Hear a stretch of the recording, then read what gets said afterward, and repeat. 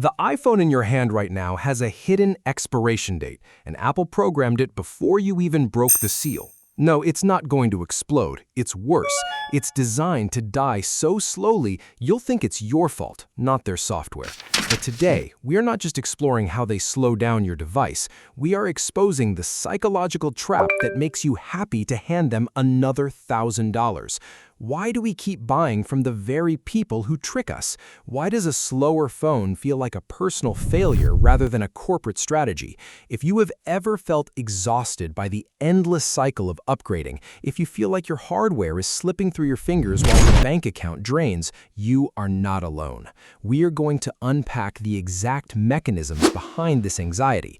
We will dissect the hidden corporate code, the evolutionary flaws in our brains they exploit, and the subtle social engineering that makes you look at a 2-year-old phone with disgust.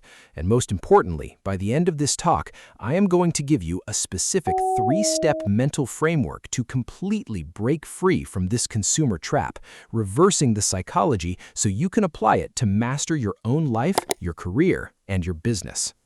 Let us start with the surface layer of this trap. You notice your phone is lagging. The keyboard takes a second to pop up. The battery drops from 40% to 15% in a blink. You feel that sudden spike of frustration. This is where the tech giants deploy their first psychological weapon, a phenomenon known as righteous indignation. This is the reactive anger we feel when we realize our basic rights or fairness have been violated. You spent $1,000. You expected a tool. Instead, you got a countdown timer. But here's the twist. The corporations do not let you stay angry at them. They use a secondary psychological trigger called the choice architecture trap. They structure the environment so that the easiest path, the one that removes your immediate frustration, is to buy a new product. They don't just slow down the machine, they slow down your patience. I remember sitting at my desk trying to send a critical client email and my phone froze twice. I didn't blame the multi-billion-dollar ecosystem. I blamed myself for not buying the version with more storage. I felt an overwhelming sense of urgency, an artificial scarcity created entirely by a software update. That's the first layer of the funnel, the immediate engineered frustration that forces your hand toward your wallet. That brings us to the second, deeper layer of the funnel, shifting from hardware to human biology. To understand why we fall for this, we must look at a concept called loss aversion. In behavioral economics, loss aversion means that the pain of losing something is psychologically twice as powerful as the pleasure of gaining it. Apple knows you're not just buying a new phone for a better camera. You're buying it because you're terrified of losing your connection, your speed, your status, your digital flow. When your phone slows down, you experience a microdose of anxiety every single day. You feel a loss of autonomy. You feel like you are losing control over your time. To fix this pain, your brain craves an instant resolution.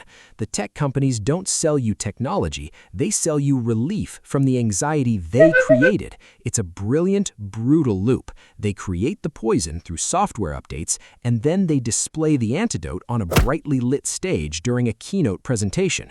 We buy the new device because our brains are hardwired to flee from the discomfort of a degrading asset. We are running away from a manufactured loss. Now let's go even deeper, down to the third and most sinister layer of the funnel, the psychological phenomenon of psychological obsolescence. This is when an object becomes obsolete not because it breaks, but because it ceases to bring you status. Your current phone might function perfectly for text, calls, and basic apps, but then a new model drops. It has a slightly brushed titanium finish. The camera lenses are arranged diagonally instead of vertically. The notification bar changes shape. These are not massive leaps in utility. They are highly visible social markers. They are designed to signal to the world who has the latest version and who is lagging behind. This triggers our evolutionary need for tribal belonging. For thousands of years, being left behind by the tribe meant death. Today, carrying a phone with 3 lenses instead of 4 feels like a modern micro-rejection from the tribe of success. I remember walking into a high-level meeting, laying my older phone on the table, and noticing everyone else had the newest model.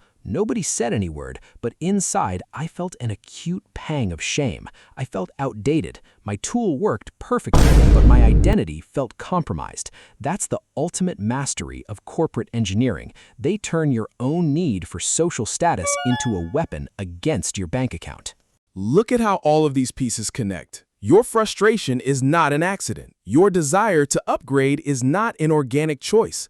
The cycle is a beautifully orchestrated machine built from your own righteous indignation, your innate loss aversion, and your engineered psychological obsolescence.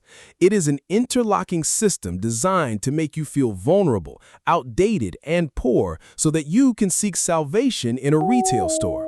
It is a corporate trap designed to exploit your exhaustion. But here is the payoff. Now that you see the matrix, you can stop being a victim of it. You can take this exact three-part psychological framework, the very one used to manipulate your wallet, and flip it.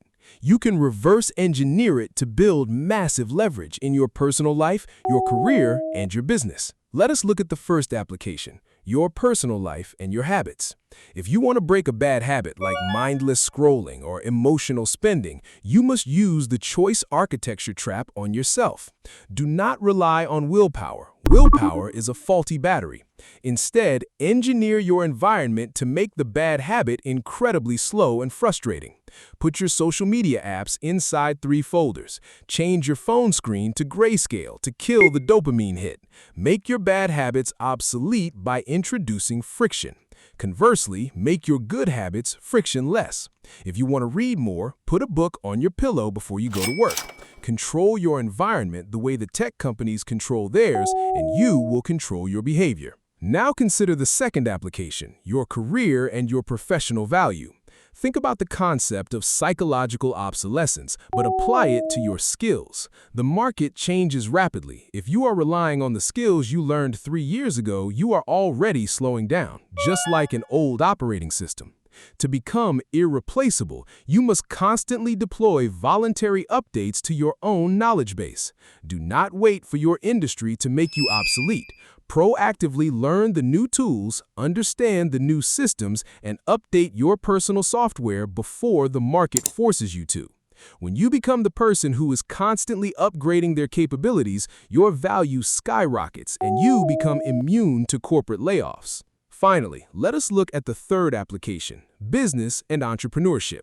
If you're building a product, a service, or a brand, you must understand how to create intense loyalty using the psychology of validation.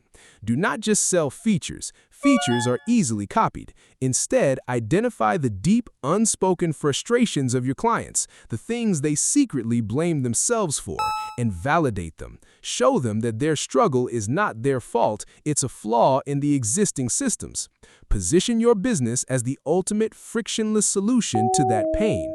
When you protect your customers from frustration and help them achieve a higher state of efficiency or status, you do not just build a business, you build a community of fanatical believers who will never look at a competitor. Take a deep breath and look at the device near you. It's just metal, glass, and code. It holds no power over your peace of mind unless you allow its speed to define your worth. You are the user, not the product.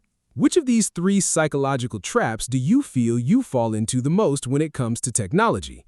Is it the immediate frustration of a slow machine, the fear of losing your digital edge, or that subtle pressure to keep up with social status? Drop your thoughts in the comments below. Let's talk about it. If you want to keep breaking down the hidden psychology of our modern world and reclaim your mental autonomy, hit the subscribe button and join our community. Your attention is your greatest asset. Stop letting them update it without your permission.